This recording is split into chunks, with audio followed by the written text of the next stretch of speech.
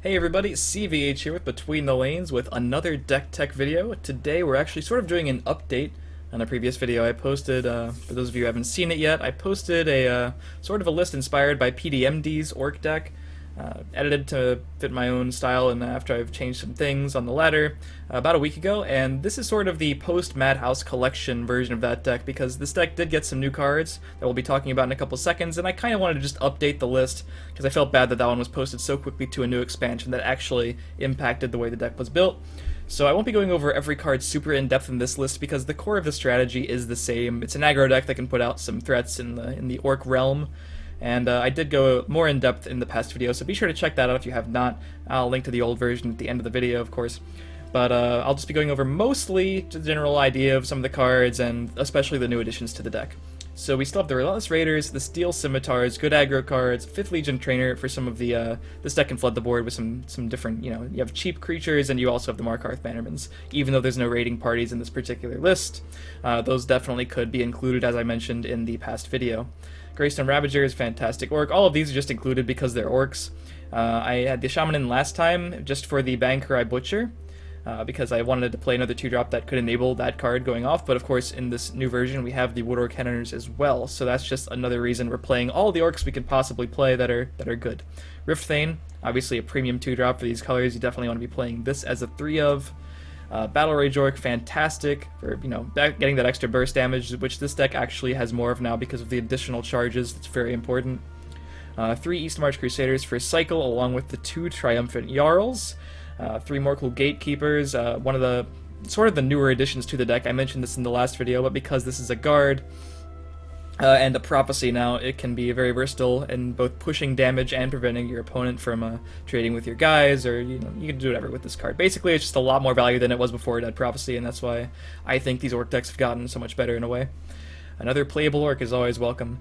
3 Stone Shard Orc. So this is one of the new cards from the Madhouse collection when the Chaos Arena event happened. And it's in the deck as a 3 of, so I might as well talk about it a bit. Basically, at worst, it's a pretty bad card, at worst, because it is an overcosted Valenwood Huntsman. So that's a 3-cost 3/1 that deals 1 damage. This would be a 3-cost 2/1 that deals 1 damage. However, since we're running so many orcs, it very frequently deals 2 damage almost all the time, and it quite frequently deals 3 or even 4 damage if you're at that point in the game and you've been flooding the board adequately, since so many of your creatures are in fact orcs. A lot of the time, even dealing 2 damage makes this card worth it, as well as the fact that it is enabling your Bankurai Butchers and your Wood Orc Cannoners. If this card always dealt 2 damage, I'd still play it in the deck, I think. Just another solid 3-drop orc. This effect is incredibly useful in those aggressive mirror matches when you're playing against maybe a mid-range archer or even the mirror, and you can easily pop a Rift Thane or a Daring Cutpurse or a Fighter's Guild Recruit that's gotten in the way. Obviously, when it only hits for 1, it's worse, but it can still hit a lot of relevant cards in these matchups like the Greystone Ravager, Relentless Raider. Slaughterfish spawning is huge in these aggressive decks, so far from useless at its worst, but much better if you can get more damage, obviously, from it. But I definitely think this is worthwhile and is maybe not increase the overall power level of orcs too much, because I was already playing this deck before this card is released, but I do think this is worth the slot in the deck. Bankurai Butcher, I talked about how hard this was to get rid of in the last video, and it's still just as hard to get rid of. Usually forces a Piercing Javelin, or double removal, or removal on a trade if you're up against maybe a control deck that's using Lightning Bolt. That's just not good enough if this card can go off. Obviously, as with a lot of these, synergy-dependent cards, if it can't get its effect off, it's a lot worse, it can die to Crushing Blow. 2 Earthburn Spinners, I think I mentioned this before, but this could definitely be a 3 of. I'm not exactly sure what to cut yet, but I do want this to be a 3 of in the deck, I believe. In the last video, I took out the Pillaging Tribune, copy number 3 for the Earthbone Spinners, but that 5-drop slot has been taken over by the Wood Orc Cannoners, which is a 3 of in this deck. So not exactly sure what comes out for the Earthbone number 3, but I do think it should be in there probably. Just very good against, all guards, obviously, and in those aggressive mirrors. If something got an item on it, which items are seeing a lot more play, in part thanks to Gardener of Swords in the Madhouse collection. You can check out the Item Assassin deck tech as well. But they're seeing a lot more play, so this card has utility against those, it has utility against guards, and just any 1-health creature you can think of.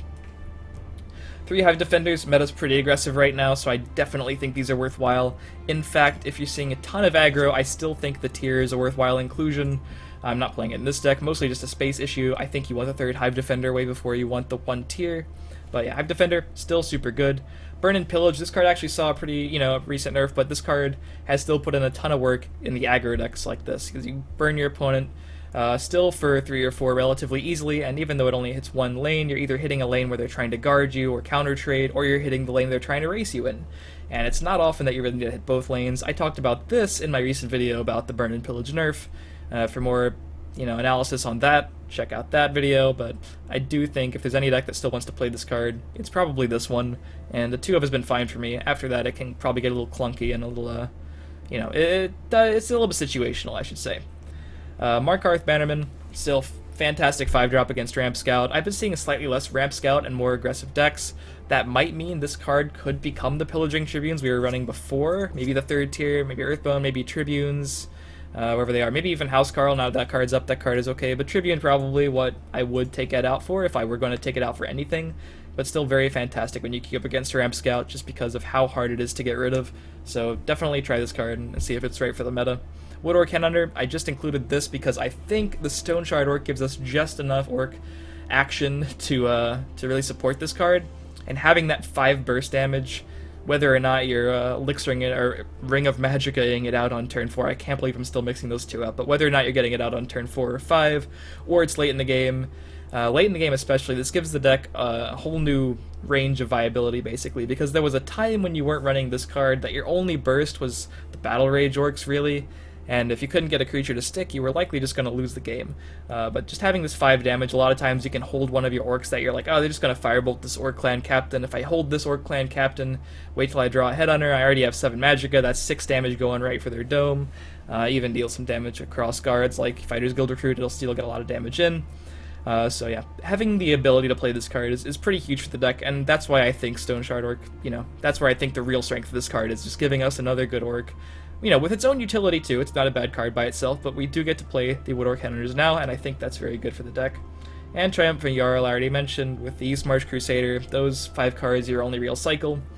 Much the same as I would maybe consider playing Tribune over this card in a super aggro heavy meta. If you're seeing a ton of control or ramp decks, I do think a 3rd Jarl is almost necessitated at that point. I do think you should take something out for the 3rd Jarl, but in the meta I'm playing in, it's a bunch of aggro and a lot of mid-range, which means this deck is pretty well positioned, but if you're seeing a lot of aggro and mid-range, you don't really want the 3rd Jarl, I don't think. But still a fantastic card when you're playing against any of those slow decks, or if you're ahead on life and you happen to be running out of steam against other aggressive decks, which can often happen if you burn and pillage them, they burn and pillage you. If you're ahead on life, this can help you refill. So yeah, that's the deck. Not too much different from what it was, but substantial enough to where I thought I might show the updated build in case you guys were thinking about building this post-Madhouse collection just for an updated take on the Orc Crusader, because the deck's a lot of fun, I think one of the better aggro decks at the moment, and Orcs are still kind of underplayed, especially in the Crusader colors, so you will probably catch your opponents off guard when they don't really prepare for the Bankrai Butcher or the burst damage from the Wood Orc Headhunter, or even have red Stone Shard Orc up until this point. They'll, something will die to it, and that'll be cool. So hopefully you like the video. If you do, feel free to subscribe to the channel, check out the stream as always, and stay tuned for future strategy content. I'll see you guys next time.